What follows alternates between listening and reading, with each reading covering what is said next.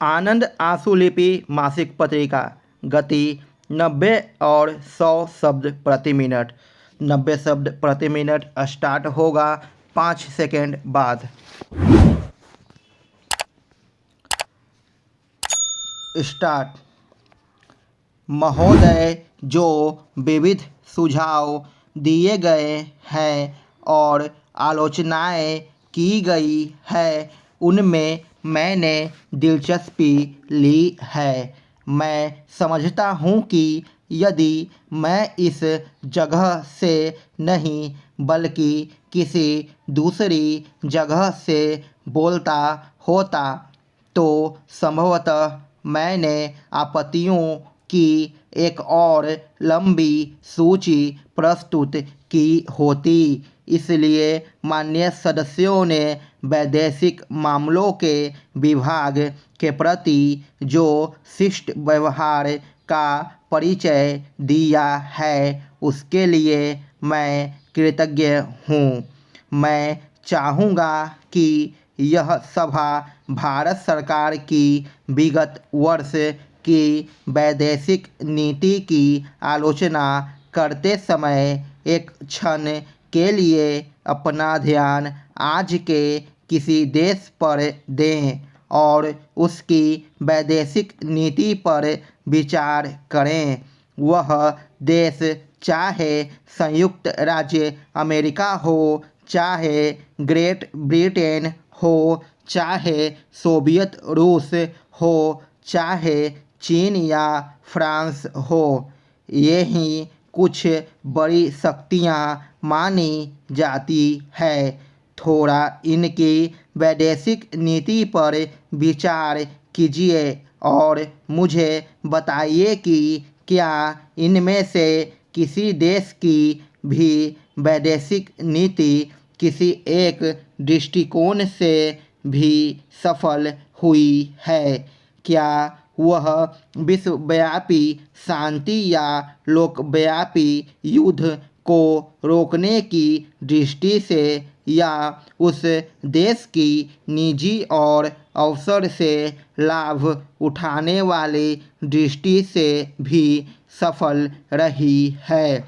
मैं समझता हूँ कि अगर आप इस प्रश्न पर इस दृष्टिकोण से विचार करेंगे तो आप देखेंगे कि उपयुक्त हर एक शक्तिशाली देश की वैदेशिक नीति बुरी तरह से असफल रही है। हमें इन मामलों पर इस विशेष प्रसंग में विचार करना होगा। यह वास्तव में किसी एक शक्ति की वैदेशिक नीति की विफलता का प्रश्न नहीं है। यद्यपि 2 या 3 बड़ी शक्तियां हैं जो कि विदेशी नीति पर शायद बहुत प्रभाव डालती है, निश्चय ही अंतर्राष्ट्रीय स्थिति के क्रमशः बिगड़ने की जिम्मेदारी कुछ शक्तियों पर हो सकती है। भारत में हमारी जिम्मेदारी बहुत कम है। अंतर्राष्ट्रीय मंच पर हमने चाहे अच्छा अभिनय किया हो चाहे बुरा, लेकिन साफ कहा जाए तो हमारा इतना प्रभाव नहीं कि हम अंतर्राष्ट्रीय घटनाओं पर बहुत प्रभाव डाल सकें।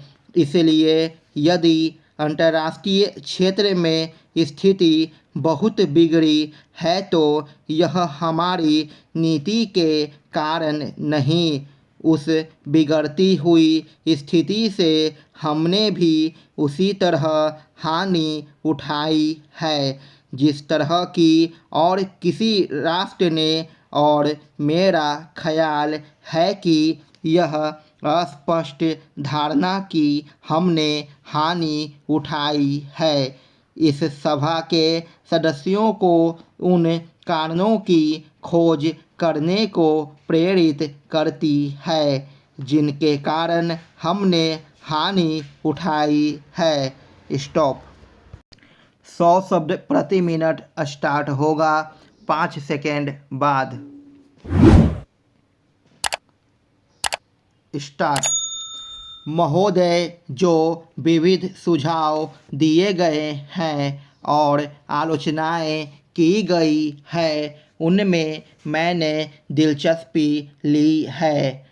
मैं समझता हूँ कि यदि मैं इस जगह से नहीं बल्कि किसी दूसरी जगह से बोलता होता तो संभवतः मैंने आपत्तियों की एक और लंबी सूची प्रस्तुत की होती।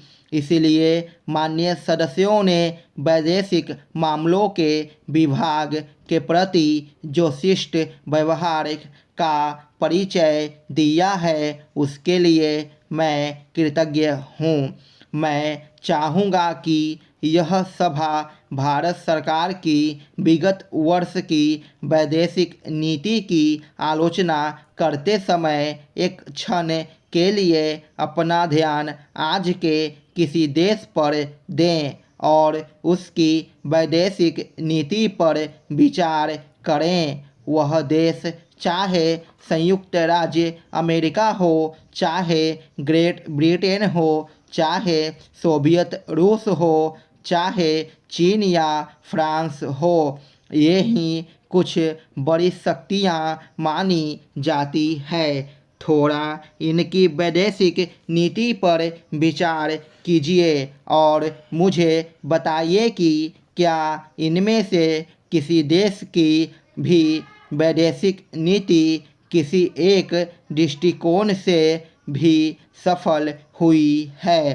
क्या वह विश्वव्यापी शांति या लोकव्यापी युद्ध को रोकने की दृष्टि से या उस देश की निजी और अवसर से लाभ उठाने वाली दृष्टि से भी सफल रही है।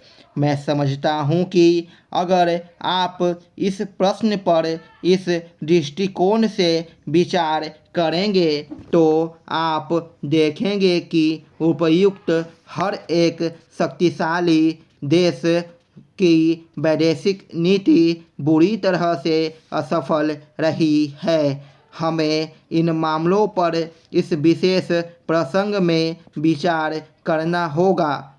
यह वास्तव में किसी एक शक्ति की वैदेशिक नीति की विफलता का प्रश्न नहीं है। यद्यपि 2 या 3 बड़ी शक्तियां हैं जो कि विदेशी नीति पर शायद बहुत प्रभाव डालती है, निश्चय ही अंतर्राष्ट्रीय स्थिति के क्रमशः बिगड़ने की जिम्मेदारी कुछ शक्तियों पर हो सकती है।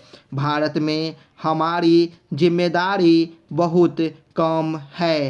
अंतर्राष्ट्रीय मंच पर हमने चाहे अच्छा अभिनय किया हो चाहे बुरा, लेकिन साफ कहा जाए तो हमारा इतना प्रभाव नहीं कि हम अंतर्राष्ट्रीय घटनाओं पर बहुत प्रभाव डाल सकें।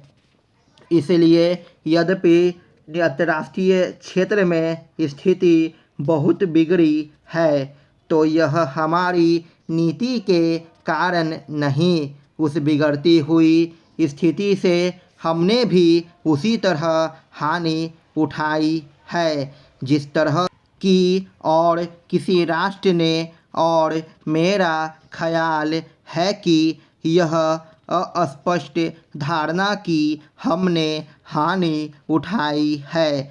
इस सभा के सदस्यों को उन कारणों की खोज करने को प्रेरित करती है जिनके कारण हमने हानि उठाई है। स्टॉप।